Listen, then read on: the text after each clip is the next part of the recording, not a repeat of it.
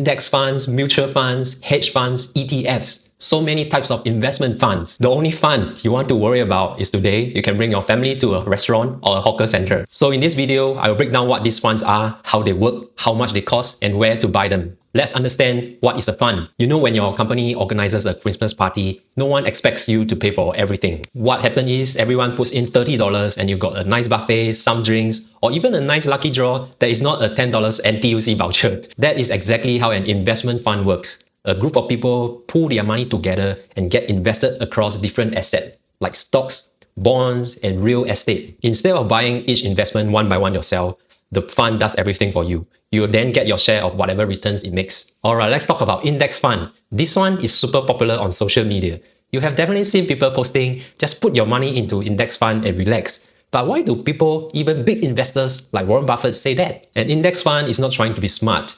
It doesn't pick which companies are going to win. It just follows a list. We call this list an index. Do you remember those class photos in primary school? The photographer arranges everyone together and takes the shot.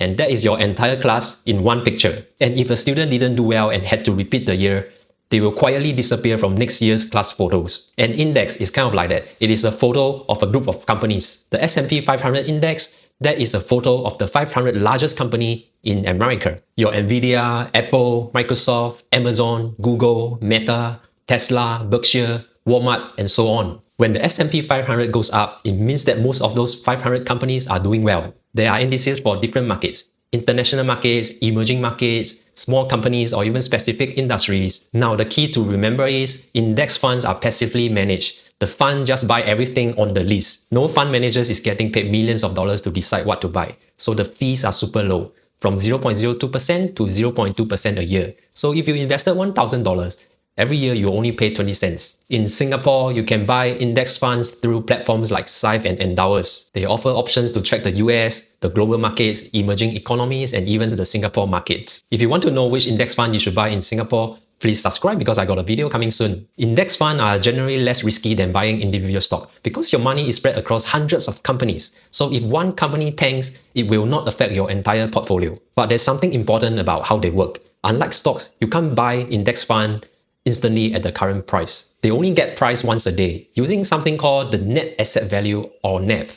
Most platforms in Singapore have a cutoff time usually between 12 to 3 p.m. If you place the order before the cutoff time, you will get the NAV calculated after the market close for the day.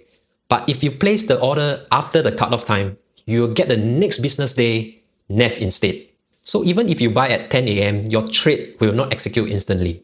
And after the NAV is set, your trade still needs time to settle. So your units may only show up a couple of days later. Basically, you cannot see the price and buy instantly. But for a long-term investor, which we all should be, this is not an issue.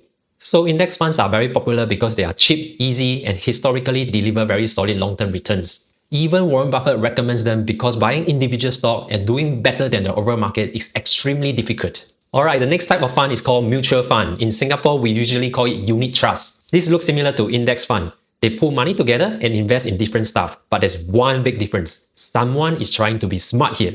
Unlike index funds, which are passive, mutual funds are usually actively managed. A professional fund manager and his team actively pick stocks.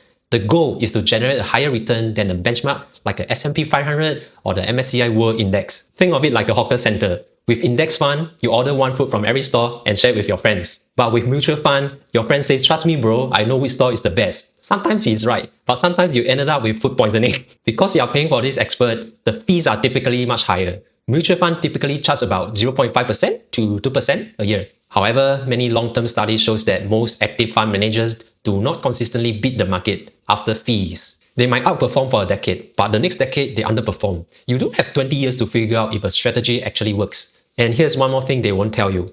The active fund industry tends to be a zero-sum game. The market might average 10%. If one manager makes 15%, another one has to make 5%. Because all active fund managers together basically own the entire stock market.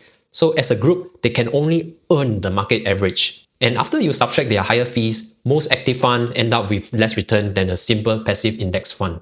If you have found this video useful so far, please save this video for future reference. However, some investors still prefer mutual fund. Maybe they trust a manager's approach or they believe a certain strategy can outperform the market, and that's completely fair. You can buy mutual funds through your local banks or fund marketplaces like Endowus or FSM1, or even directly through the fund company. And honestly, your insurance agent has probably already sold you one before, usually wrapped in an ILP. Oh, like index fund, mutual fund also execute trade at the end of the trading day.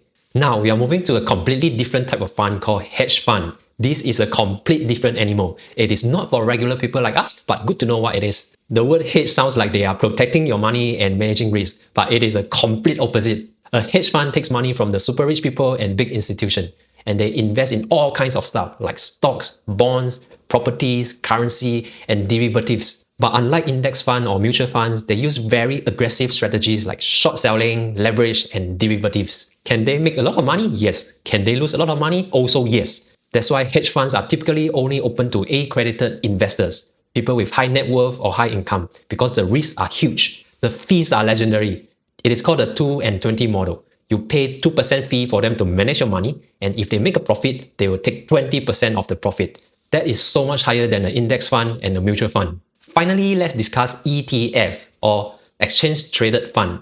ETFs are like a mix between stocks and index fund. You get the best of both worlds. Just like stocks, you can buy and sell ETFs anytime during the trading hours on stock exchanges like the New York Stock Exchange, London, Hong Kong, or even Singapore Stock Exchange. Their prices move throughout the day, kind of like looking at your Grab fare search during peak hours.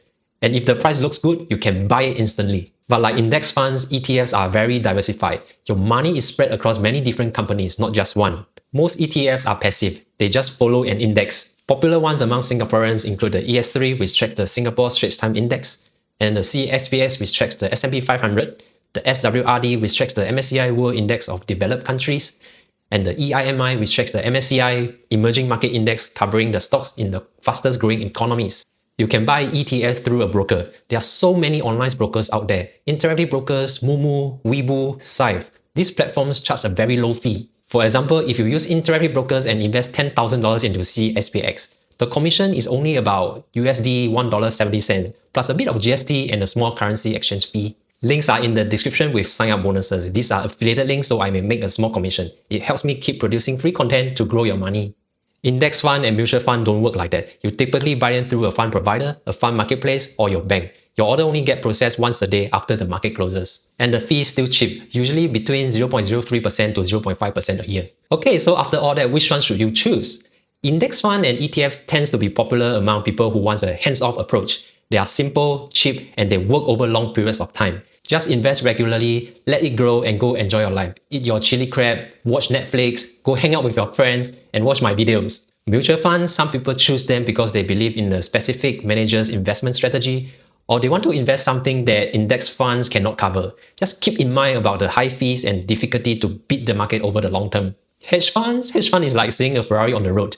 Nice to know that it exists, but we are probably not buying anyone soon. If you find this video useful, please subscribe because in my next video, I will review 3 ETFs that I will buy as a complete beginner in Singapore.